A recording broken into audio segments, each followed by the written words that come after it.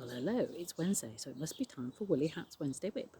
And you join me here back in the garden. I've finished all my travels for the moment, and I'm sitting in the sunshine in the back garden next to the beautiful pyracantha bush, which is attracting lots of bees and things like that. So that's rather yummy to look at.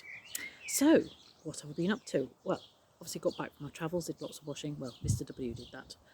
I thanked him very much because I don't do washing very well. I leave things in pockets and things like that. So anyway, each to our strengths. But I have done lots and lots of knitting related to my new knitting project, which I briefly showed you last week when I was up in Islay, lovely sunny Islay. So as you might remember or have heard before, I like to knit people things for their big birthdays, and I have a friend who's having a big birthday, but it's not as big as my birthday because she's quite young. Anyway, so I'm knitting her a cardigan, and it's designed by Sarah Hatton, who you may know is one of my favourite designers. And this is the back, so you can see it's very colourful, but also lots of texture stitches. Oh yeah, can you see that? So the original yarn was Fibre Co, which was quite expensive. So I've gone for West Yorkshire Spinners Colour Lab, which is 100% wool. The original wool that was recommended was 80% wool plus cashmere and silk, so you can imagine it was quite expensive. Anyway, this is really knitting up really nicely and feels lovely and soft because it's got some blue face Leicester in it, being West Yorkshire Spinners. And it's all British yarn, which is great. So it's low food miles, or knitting miles, as they say. So it's really doing quite well, but you can see it's got quite a lot of texture in. So you've got here moss stitch, and you've got some stitches where you slip them, so you don't knit them, you only knit them on the third row. You've also got on the red, it's quite an interesting stitch there where you knit into the stitch below as well, so that's quite an interesting little stitch to do. Oh, that's the back. I should show you the front. No, it's not. Oh look, I've done a row wrong. Oh no! So can you see? That's the front, and that's not the front, so I'm going to have to undo it. Oh no! And I thought I was doing so well. Never mind. I shall do that without swearing, honest.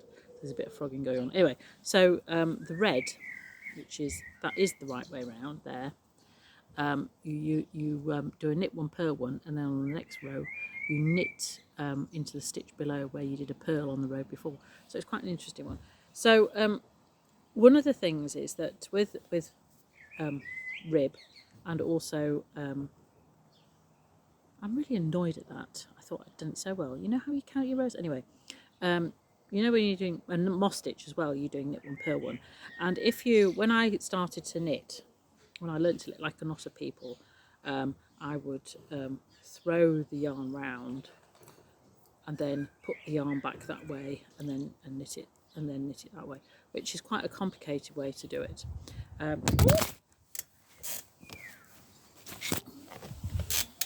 Sorry, the wind blew over my tripod. I'm not doing very well today, am I? Oh dearie me. Let's have a go. Oh no! There we go. Right. I'll just tighten up my little tripod. These are lovely little things, but there we go. Why isn't it doing that anyway? Sorry, talk amongst yourselves while I do this. You can have a nice picture of the garden. So here we go.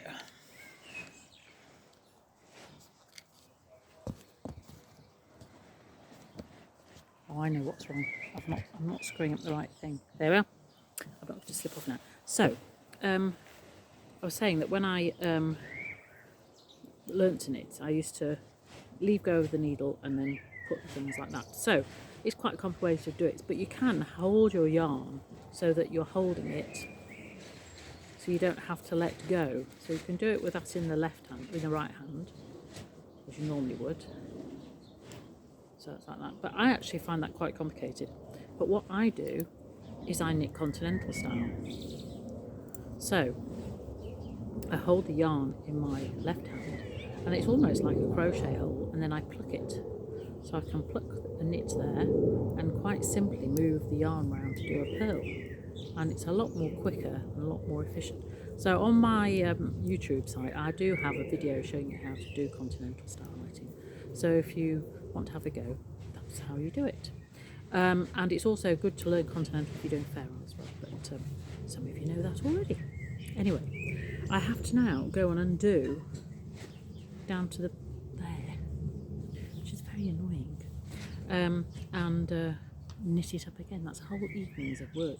I don't know how I did that. Anyway, it just shows you that everybody makes mistakes. I was obviously paying far too much attention to Vera or something like that than I should be. So I will go off and do that. I hope you have a wonderful week, and I will see you next Wednesday. Goodbye.